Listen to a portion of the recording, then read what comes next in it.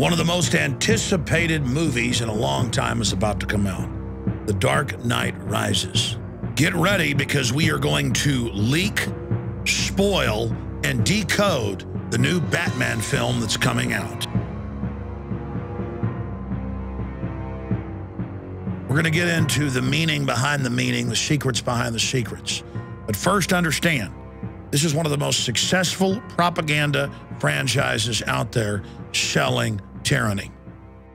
For all of you that say it's just a movie, for more than 50 years, the Department of Defense has paid and financed for most major action films. They all have a unified propaganda message selling you on the idea that you're powerless and that you can't protect yourself. Only shadowy groups, by violating your rights and liberties, can keep you safe. Throughout the Batman franchise, any vigilantes other than Batman are powerless, pathetic, fat, stupid, or psychopathic. To understand the conclusion of the Dark Knight series, we first have to go back to the beginning. In Batman Begins, a secret society known as the League of Shadows, led by Ra's al Ghul, played by Liam Neeson, seeks to put a poisonous psychotropic drug in the water supply to drive Gotham, the archetypal New York, into total insanity. Then he will bring order out of the chaos. And as all informed people know, governments have been fluoridating water supplies for more than 60 years, causing brain damage and cancer. So we see here in the first installment a revelation of the method, or the power structure, showing you how they operate. That there are secret societies that manipulate for good and bad. Bruce Wayne, the aristocrat, the banker, the globalist, has his secretive system, and then there's the evil outlanders trying to come in and take over. In Part 2, Batman, The Dark Knight, we're introduced to the Joker. Now let's analyze the underlying messages here. He is a nonconformist, a libertarian type who makes his own clothes and burns money. Nothing. No matches on prints, DNA, dental, clothing is custom, no labels. He doesn't go along with the mainline consumerist corporate culture. And so he's got to be a murdering psychopath who enjoys blowing up hospitals, bridges, ships, and killing police officers. But our hero, the rich banker industrialist Bruce Wayne, have developed a system to hack into cell phones and use them to create a sonar system that can give them a three-dimensional view of what's happening by using Defense Department technology they were developing to hack into all the cell phones and use them as audio microphone systems. They're able to save the city because they violate everyone's rights and spy on them without warrants. So again, it aids and abets and gives comfort to criminal elements in the NSA who on record are spying on the American people and using all of our appliances, from smart meters to computers to smartphones, to spy on us. All of it is pro-tyranny propaganda. We now move from Part 2 to Part 3, The Dark Knight Rises.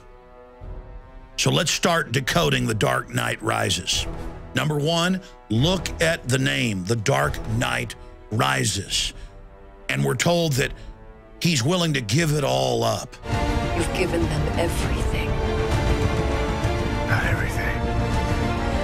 Not yet. Oh, you've already given these people so much. I haven't given everything.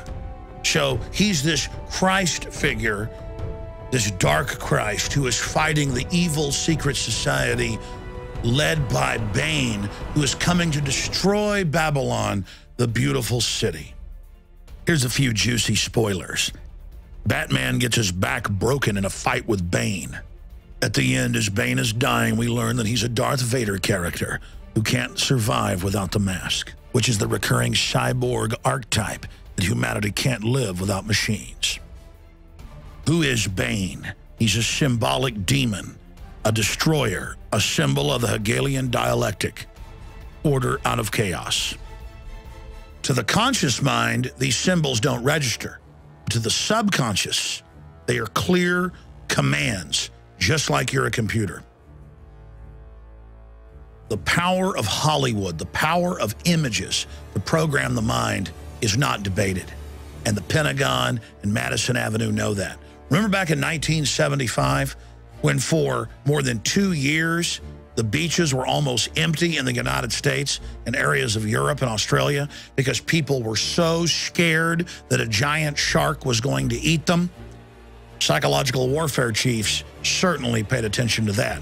Even though on average, less than 5 people die a year from great white shark attacks worldwide, people would not go in the water and were demanding shark patrols and more lifeguards for a non-existent threat. And that's what these movies do, not just these Batman films.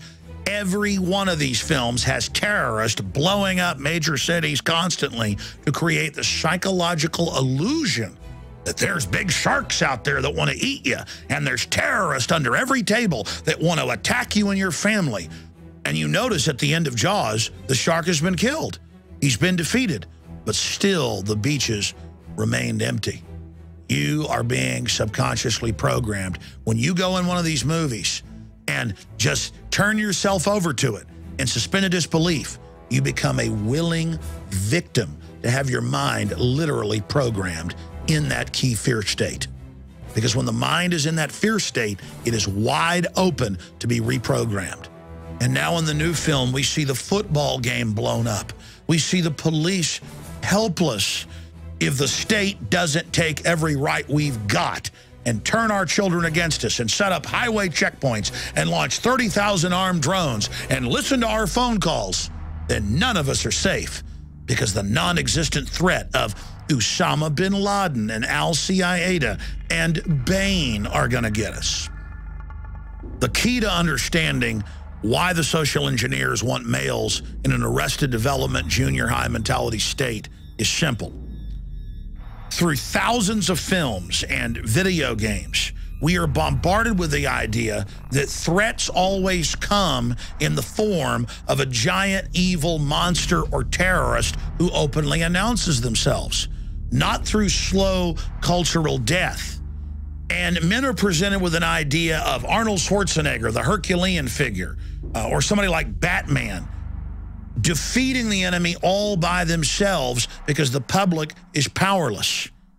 That's why now when I talk to so many men, they say, oh, you're such a hero. You go out and confront politicians. You go out and, fight for freedom. I'm glad you're there. What do you mean? I'm just an average person like you. We're not fighting big green Martians from Mars. We're not fighting, shadowy groups like Bane, unless you talk about the private Federal Reserve that's hijacked this country.